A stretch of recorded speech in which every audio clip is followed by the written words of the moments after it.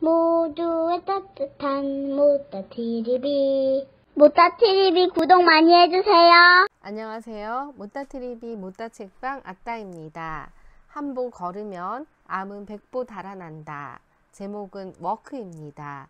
안상원 지음, 토마토 출판사입니다.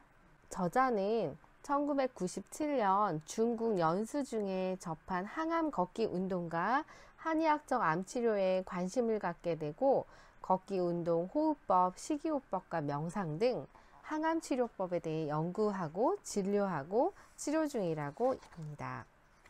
의학의 눈부신 발전에도 불구하고 많은 성인병과 관절질환, 신경정신과 질환, 암과 의학의 눈부신 발전에도 불구하고 많은 성인병과 관절질환, 정신신경과 질환과 암은 여전히 치료와 완치가 어렵고 오히려 환자들은 계속 증가하고 있는 추세입니다. 현재는 3명 중에 1명꼴로 암으로 사망하고 있다고 하네요. 이렇게 많은 현대인들이 잘 안 움직이고 운동이 부족하고 스트레스는 늘고 먹는 음식 문제가 많아지고 오염된 환경 속에서 살아가는 것에서 기인합니다.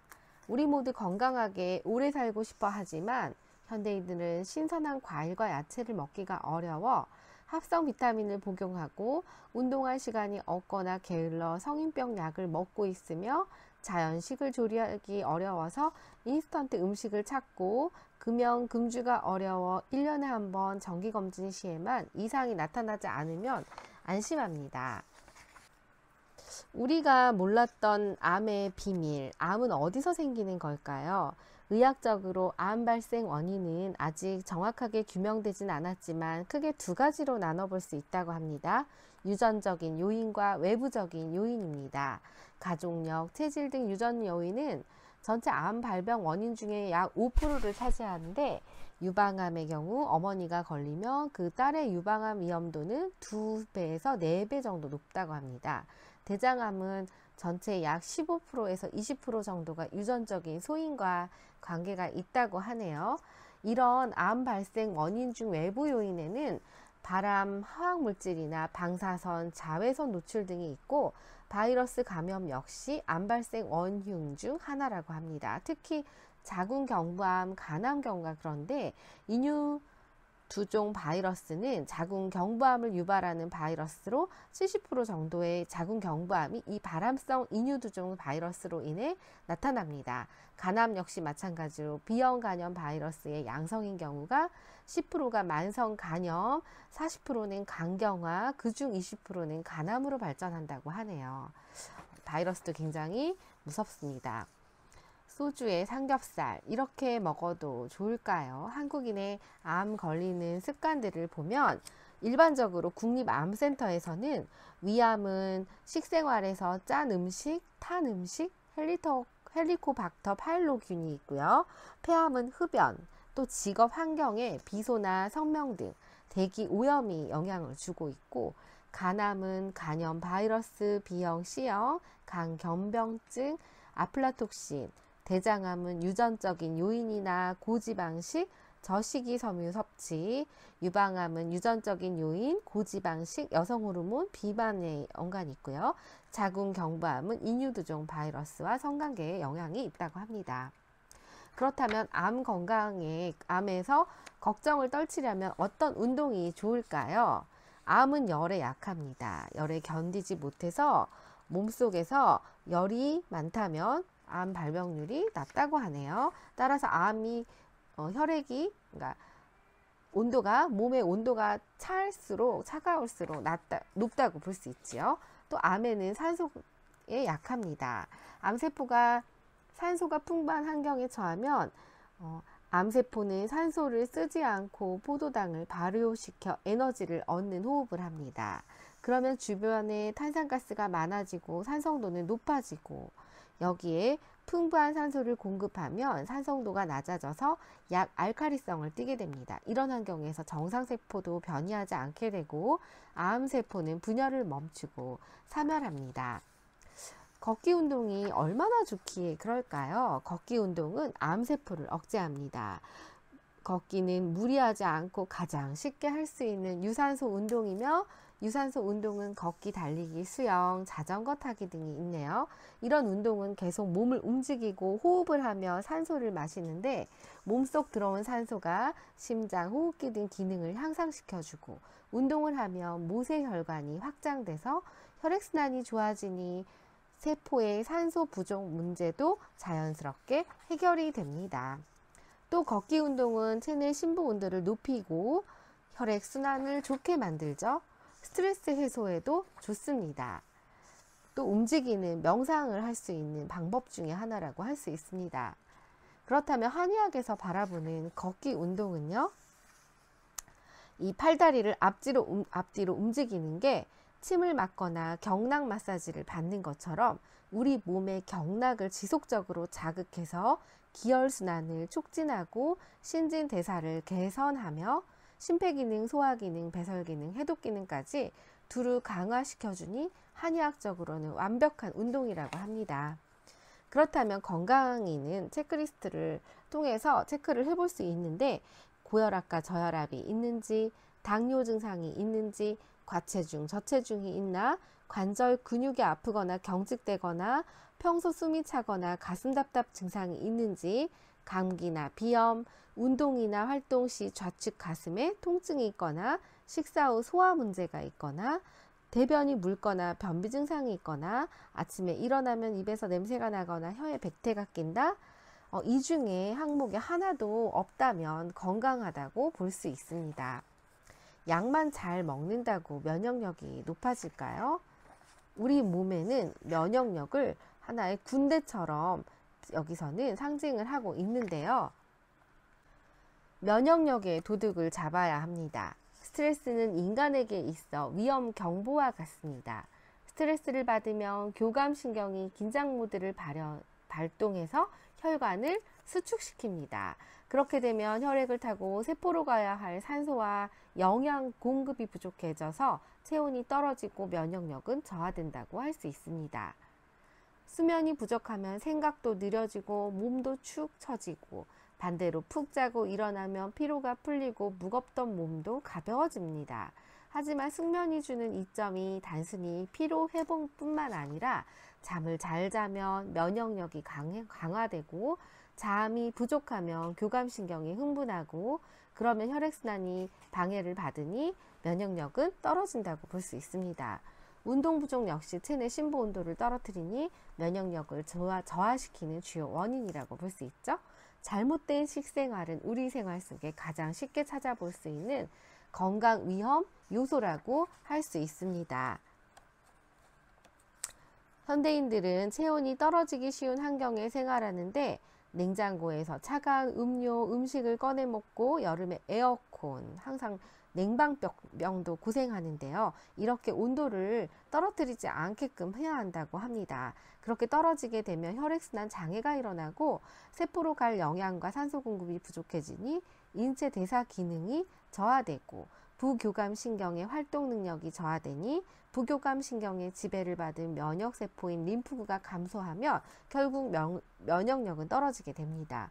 활성산소는 우리가 숨쉬는 산소와 달리 불안정한 상태에 있는 산소로 세포의 대사작용 중에 생겨난 일종의 찌꺼기로, 산화력이 높으면 안정상태가 되기 위해 다른 물질과 결합해서 대사물질을 산화시킨다고 볼 수 있습니다.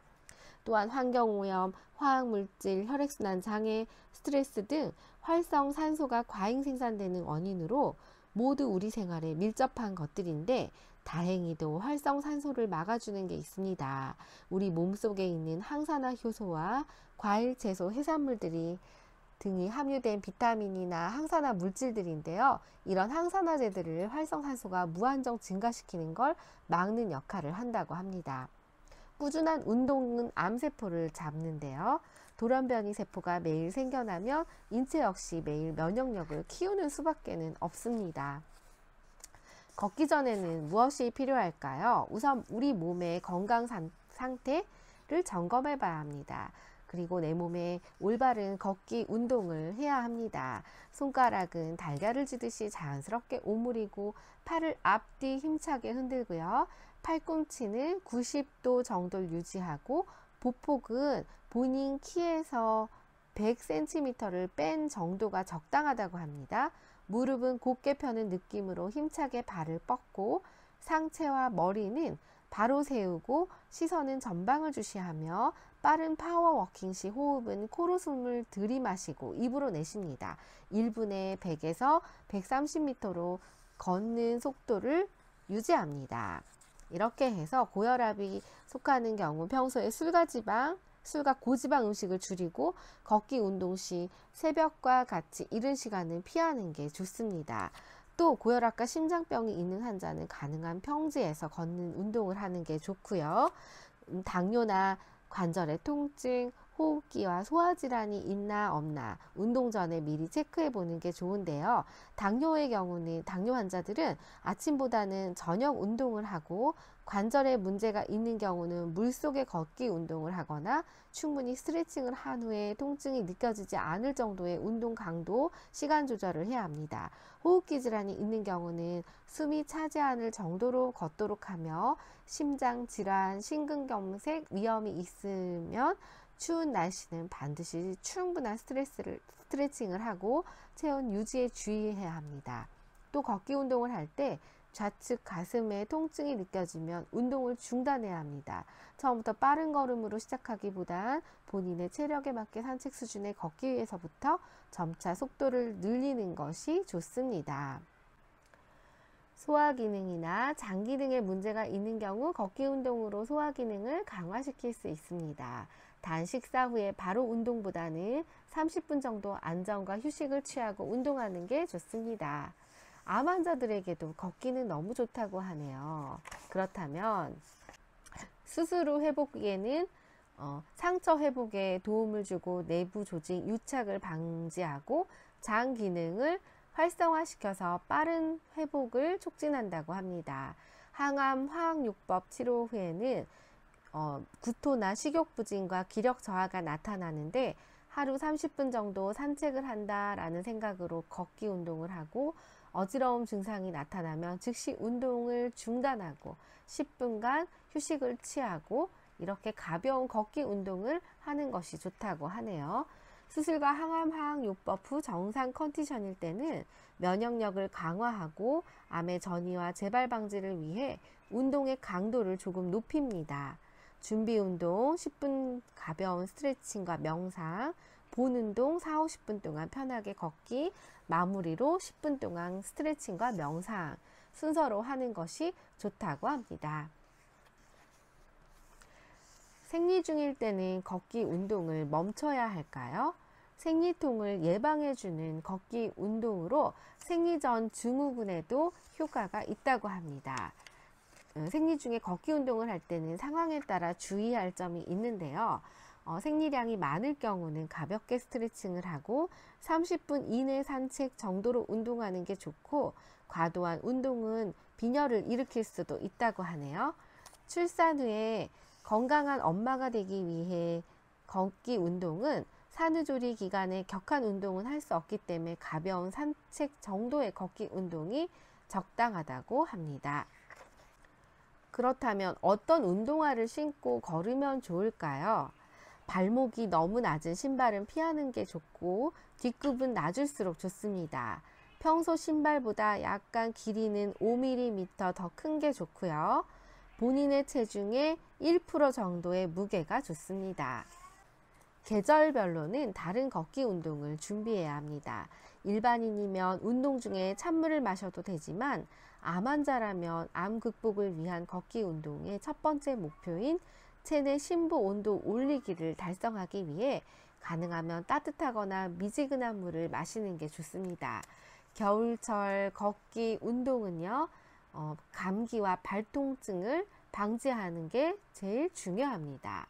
다리 근육, 힘줄, 인대가 굳고 겨울철엔 아플 수 있기 때문에 체온을 따뜻하게 유지하고 걷기 운동 전후 스트레칭, 족욕, 반식욕 등을 해주는 게 좋다고 합니다. 여름에는 땀을 많이 흘리면 탈수 증상이 나타날 수 있으니 물을 수시로 마시는 것이 좋습니다. 암 환자는 특히 겨울철 감기, 폐렴을 조심해야 합니다. 발을 따뜻한 온도로 유지하고 혈액순환이 잘 되는 걷기 운동으로 신발에 작은 손난로를 넣고 걷는 것도 좋다고 하네요. 저녁에 걷기 운동을 하면 호르몬 분비가 활성화되고 당뇨 환자나 불면증, 과민성 대장염 증상에 좋습니다. 또 저녁에 몸 안의 관절 근육이 이미 이완된 상태라 스트레칭은 가볍게 해도 무방하고 본 운동에 집중하면 좋습니다. 65세 이상의 노년층은 아침 해가 뜨기 전에 운동은 피하는 게 좋다고 하네요. 해가 뜨고 대지에 햇살이 고루 내린 후에 걷기 운동을 하는 것이 좋습니다. 공복 상태에서의 걷기 운동은 여러 가지 장점이 있습니다. 집중력이 강화되고 전신 혈액순환이 더 효과적이고 몸이 가볍고 운동 효과가 증대되고 당뇨가 있는 경우는 공복 운동을 하면 혈당이 떨어지니 오히려 좋지 않을 수 있습니다. 걷기 운동은 그렇다면 어떻게 계획을 세워야 할까요? 일단은 처음에는 매일 30분씩 걷기 운동을 시작한 다음에 10분씩 간격을 늘려서 2주차는 40분, 3주차는 50분, 4주차는 오전과 오후에 식사 후에 1시간씩 걷기 운동에 투자하는 것이 좋습니다. 우리 몸은 운동 시간을 기억합니다. 몸에는 생체 시계가 있어서 정해진 생활 패턴에서 규칙적으로 운동을 하는 것이 좋습니다. 또 나만의 걷기 코스를 정하는 게 좋은데요. 소화 기능도 체크를 해봐야 합니다. 식사 후 소화가 잘 안 되나, 트림이나 방귀가 자주 나오는지, 공복에 속이 쓰리는지, 신물이 자주 넘어오는지, 잘 체하거나 손을 따야 하거나 또 소화제를 먹거나 대변이 묽거나 또 설사를 자주 한다든지 변이 딱딱하고 보기 힘들거나 평소에 구취가 있다든지 아침에 혀에 백태가 많이 낀다든지 밀가루 음식을 먹으면 속이 더부룩하거나 이런 항목에서 3개 이상에 해당하면 소화기능, 장 기능이 약한 체질이라고 볼 수 있습니다. 준비 운동은 얼마나 해야 할까요? 걷기 전에는 간단한 스트레칭을 함께 5분 명상하는 게 좋은데요. 전신의 관절, 특히 허리, 골반, 무릎, 발목, 발가락 부위를 이완시키고 명상으로 마음과 호흡을 안정시키고 편안하고 안정된 마음가짐으로 걷는 게 중요합니다. 2손가락으로 5손가락, 5발가락을 하나씩 앞으로 잡아당기고 발바닥 중심으로 지그시 누르고 발목을 위로 잡아당긴 상태에서 10초간 정지한 다음 발목을 안쪽으로 잡아당기고 10초간 정지하고 발목을 바깥쪽으로 미인 상태에서 10초간 정지하는 스트레칭을 해주는 게 좋다고 하네요. 걷기 후에는 깔끔하게 마무리 운동으로 발 관리를 하는 게 좋은데 운동 후에는 발 관리로 피로를 풀어줘야 합니다.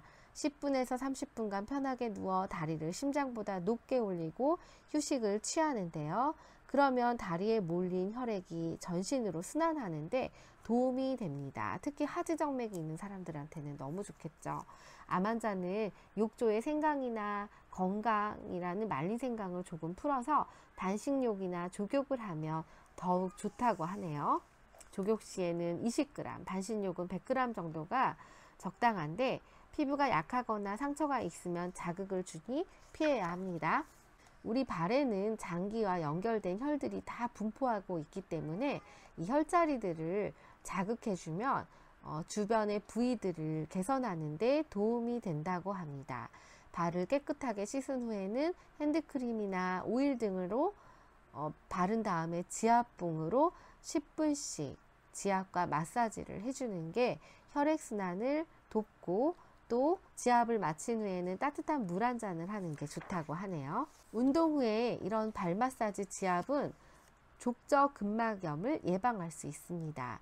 장시간 무리해서 서 있거나 걸을 때 발바닥 근막에 염증이 발생하는 증상인데요. 발을 땅에 디딜 때 통증이 느껴지며 심하면 걷기 운동을 중단하고 족저근막 상태가 회복되기를 기다리거나 치료를 받아야 합니다. 또 가정에서 밀가루 반죽을 할 때 흔히 사용하는 나무 밀대가 있는데요. 이걸 통해 발 지압을 하는 방법도 너무 좋다고 하네요. 한 용천혈을 자극해주고 발 뒤꿈치까지 100번 굴리는 걸 해보면 좋다고 합니다. 종아리 마사지법도 있습니다. 무릎은 등산이나 걷기 운동을 할 때 부담이 많이 발생하죠. 따라서 엄지손가락으로 통증 부위를 누를 때 시큰하거나 아픈 부위가 느껴지고 한다면 이 부위를 10초간 압박하고 손가락을 뗀 후 다시 압박하는 지압법이 도움이 된다고 하네요. 걸을 때 팔자걸음과 안짱걸음이 있습니다. 이 팔자걸음은 양쪽이 끝이 벌어진 상태로 무지외반증이 생길 가능성도 높아집니다. 안짱걸음은 오다리라고 하는데요. 다리가 휘거나 척추와 골반의 통증과 질환이 발생할 수도 있습니다. 따라서 11자 형태의 자세가 좋다고 할 수 있는데요. 발을 땅에 디딜 때는 마치 공 굴리듯이 발 뒤꿈치, 발 중심, 새끼발가락, 엄지발가락 앞부분 순으로 체중을 이동하는 게 좋습니다. 스탠스는 왼발, 오른발 간격인데 이 스탠스가 넓을수록 걷는 속도는 줄고 좁을수록 속도는 빨라지죠. 운동 효과 증대를 위해서는 스탠스를 좁히되 양 무릎이 서로 닿지 않을 정도로 일정 간격을 유지하고 걸을 때 양발이 11자 모양의 나란한 방향이 되도록 해야 합니다. 보폭은 본인 어깨 넓이보다 작게 하고 보폭이 너무 크면 관절 발바닥에 무리를 줄 수 있습니다. 아랫배는 약간 힘을 주면 허리와 척추가 바로 펴지고 허리 근육, 복근이 동시에 강화됩니다. 유방암 환자들의 경우는 팔 앞뒤 움직임이 암 부위를 자극할 수 있으니 좌우로 흔드는 것이 좋습니다. 걸으며 발뒤꿈치, 발바닥, 새끼발가락, 엄지발가락 순으로 체중을 이동시켜서 팔자걸음이나 안짱걸음을 교정하는 효과가 있는데요. 척추 측만증이 있거나 척추 전방 전이증, 뒤로 밀려나는 후방 전이증을 개선하는 효과도 있다고 합니다. 머리를 세우고 전방으로 주시하는 자세는 일자목도 개선합니다. 심장질환을 체크리스트 해볼 수 있는데요. 가족 중에 심근경색이나 심장마비 환자가 있다, 현재 담배를 피운다, 과체중이다, 소고기, 돼지고기 등 육류를 좋아한다, 감자튀김 등 인스턴트 음식을 좋아한다, 콜레스테롤 수치가 높다, 혈압이 높다, 날이 춥거나 스트레스 받을 때 가슴 부위 통증을 느낀 적 있다, 운동 시 가슴 부위 압박, 불편한 느낌, 통증을 느낀 적 있다, 5분 이상 지속되는 가슴 부위의 압박감이나 통증을 느낀 적이 있다. 여기에 3개 이상이 해당하면 심장질환이나 심근경색 위험군이라고 볼 수 있습니다. 산책도 때로는 운동이 됩니다.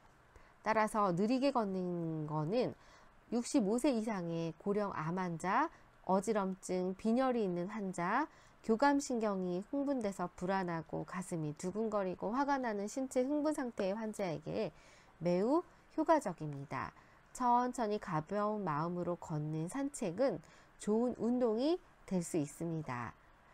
또 걷기 운동 중에 휴식하는 비중이 중요한데요. 운동 초기에는 탄수화물을 연소해서 에너지원으로 사용하는데 시간이 길어질수록 지방을 연소하기 때문에 최소 30분 이상 연속적인 걷기 운동을 하는 것이 효과적입니다. 암 환자는 15분에서 25분 간격으로 5분씩 휴식을 취하고 휴식하는 동안에는 편안한 숨 고르기와 가벼운 명상 상태를 유지하는 것이 좋다고 합니다. 호흡은 인간의 에너지를 생성하고 단전 호흡은 에너지를 충전합니다. 또 항암호흡법의 기본은 흡흡호 호흡법이라고 하는데요. 이는 1950년 중국에서 창안된 항암 걷기 운동의 기본 호흡법으로 코로 2번 숨을 들이쉬고 1번 내쉬되 들이마실 때와 내쉴 때의 시간이 같도록 들이쉴 때는 조금 빨리, 내쉴 때는 천천히 호흡합니다. 좀 더 많은 산소를 체내에 흡수시키기 위한 호흡법으로 암 예방 치료나 걷기 운동을 하는 경우 효과적이라고 하네요. 그렇지만 고혈압, 심장병이 있는 경우는 혈압을 자극하거나 심장에 무리를 줄 수 있으니 자연스럽게 호흡하는 게 좋습니다. 호흡 명상은 자율신경을 안정시킵니다. 뒤로 걷기는 과연 건강에 좋을까요? 뒤로 걷기는 관절의 근육을 균형 맞춰주고 무릎 관절에 충격을 덜하고 고관절을 강화하는 데 효과가 있습니다. 관절에 염증이 있거나 다리 근육이 굳어 있을 때는 무릎 수술을 했거나 무릎에 통증이 있는 경우 뒤로 걷는 운동은 무릎에 전해질 충격을 줄이고 잘 사용하지 않는 근육을 움직여 주니까 다리의 힘이 증강시켜 줄 수 있어서 좋다고 하네요. 그러나 뒤로 걸을 때는 시야가 확보되지 않으니 부상 위험이 있고 어지러움증이 있을 수 있으니 짧은 시간 동안 뒤로 20보, 앞으로 20보 형식으로 번갈아 가며 반복하는 게 좋다고 합니다. 제자리 걷기는 체력이 부족하거나 걷기 운동을 할 수 있는 공간과 환경이 마땅하지 않은 경우는 하기 좋은 운동이라고 하네요. 러닝머신은 과연 관절에 무리가 없을까요? 러닝머신으로 걷기를 할 때는 경사도를 평평하게 하거나 약 10도 이내의 작은 경사도에서 운동하는 것이 좋습니다. 한 달에 한 번 정도 높은 산에 오르는 게 나을까요? 아니면 매일 뒷동산에 오르는 것이 나을까요? 결론부터 말하자면 매일 동네 뒷산을 오르는 게 질병을 치유하고 건강을 유지하는 데 더 효과적입니다. 시험 전날 몰아서 벼락치기 공부를 하는 사람보다 평소 미리 꾸준하게 공부하는 사람이 더 성적이 잘 나오는 것과 같습니다. 관절에 문제가 있는 경우는 평지가 아닌 물속에 걷기 운동을 하는 게 좋은데요.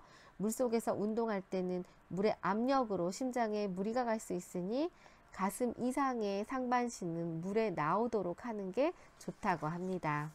운동도 여러 사람이 같이 하면 좋겠죠. 암은 놀라서 죽습니다. 긍정적이고 신념 있는 사람들 함께 하면서 즐거운 에너지를 주고받는다면 정신적으로 긍정적인 에너지를 줄 수 있어서 좋다고 하네요. 암 환자들은 놀람, 불안함, 두려움, 화남 등의 감정이 교감신경을 흥분시키기 때문에 불필요하게 체내 에너지를 소모하고 면역세포인 림프구 기능이 저하시키니 암 증식과 전이를 촉진하게 된다고 합니다. 또 잘 자야 합니다. 불안하고 우울하고 화가 나도 잠을 잘 자면 숙면은 우리 몸의 피로를 돋고 혈액순환을 개선시키니 면역력이 커지게 합니다. 되도록 여러 사람과 함께 하는 게 좋고요. 애완동물도 좋습니다. 산책하듯 하시는 게 좋습니다. 관절 근육 체크리스트를 보면 목이 뻐근하게 굳는다, 어깨가 결리고 경직된다, 아침에 일어나 허리가 아프다, 허벅지나 종아리 근육이 당기고 굳는다, 계단 오를 때 무릎, 발목이 아프다, 걸을 때 무릎이나 발목이 아프다, 가만히 있을 때 아픈 관절이 쑤시고 열감이 있다, 통증 때문에 버스 한 정거장 정도 걷기도 어렵다, 두 군데 이상 관절에 통증이 느껴진다, 스트레칭이나 맨손 체조를 하기가 어렵다. 이런 항목들에 해당하는 게 있다면 그때는 관절이나 근육에 이상이 있는 거라고 볼 수 있습니다. 따라서 강도와 정도에 따라 걷기 운동을 하는 게 좋습니다. 식사는 어떻게 하는 게 좋을까요? 잘 먹어야 합니다. 식욕이 없거나 항암 화학요법으로 입안이 헐고 구토가 나고 설사를 해도 잘 먹어야 합니다. 링거를 통한 영양제 공급은 임시 방편이며 한계가 있다고 볼 수 있습니다. 그렇다면 비타민이나 식품을 통해 영양 섭취도 중요하지만 걷기 운동으로 천연 비타민 햇빛을 공급받는 것도 너무 중요합니다. 비타민 D가 형성되는데요. 이는 대장암, 임파선암, 전립선암, 폐암 등 여러 암의 발생을 억제시키고 치료하는데 도움이 됩니다. 걷기 운동과 함께하는 식이요법으로는 인스턴트 음식은 피하고 자연식 위주의 식사를 하는 게 좋습니다. 특히 짠 음식, 탄 음식, 자극적인 음식은 암 예방 차원에서도 삼가하도록 하는 게 좋습니다. 또 암 환자의 중요한 식이요법 중에 3가지는 자연식 섭취, 에너지 보충, 해독요법입니다.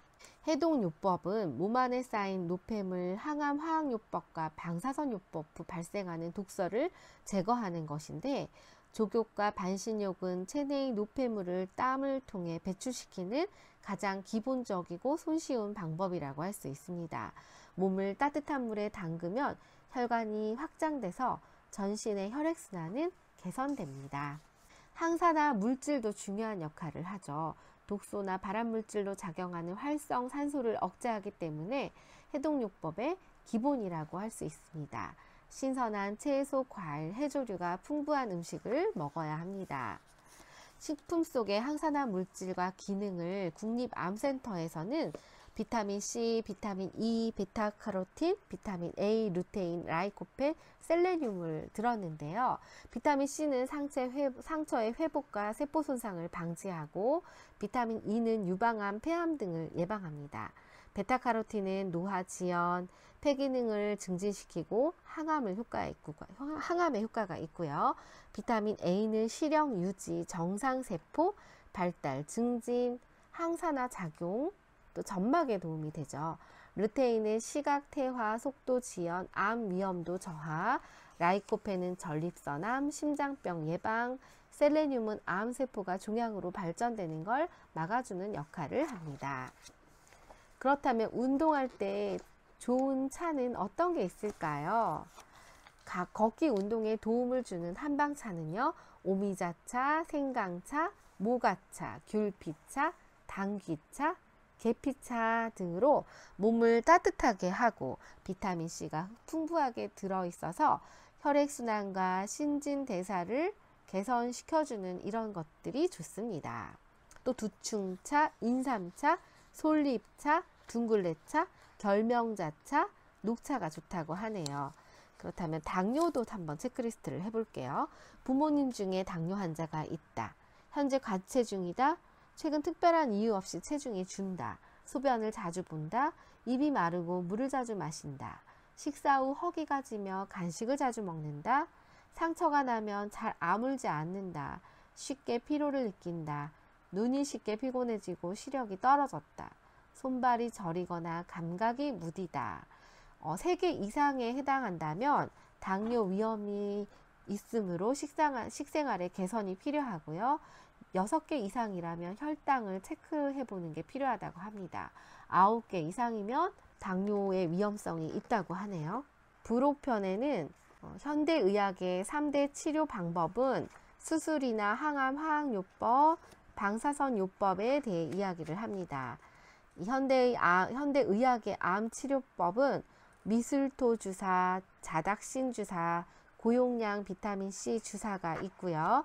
셀레늄 주사, 고주파 온열요법, 면역세포 치료가 있습니다. 한의학에서도 암을 치료하는 방법이 있는데 산삼면역 약침, 온나무 추출물, 뜸요법, 팔체질침, 암치료 특수 한약 이런 것들이 있다고 하네요. 보완대체요법으로는 거스요법, 카본 광선요법, 기공수련, 항암 영양요법, 명상이 있습니다. 제가 그동안에 앉아있는 시간이 많다 보니까 드디어 다리에 이상이 생겼습니다. 그래서 한동안 책을 덮고 책을 안 읽고 앉아있는 시간을 줄이기 위해 매일 걷기를 했고요. 걷기와 스트레칭에 관련된 책들에 대해서 관심이 많아졌습니다. 그래서 이 책은 너무 쉽게 설명을 해놨고요. 어떤 핑계도 정말 통하지 않는구나. 무조건 걸어야겠다. 라는 생각을 만들게 해놓은 책이라고 볼 수 있습니다. 앉아있는 시간이 길다. 뭔가 이렇게 다리를 꼬거나 양반다리 자세나 쪼그려 앉기나 이런 다리를 오래 하면 안 되고요. 적당히 1시간에 한 번씩은 스트레칭을 해주는 게 필요하고 잘 걸으시고 건강한 삶을 사셨으면 좋겠습니다. 이상 시청해 주셔서 감사합니다. 아따였습니다.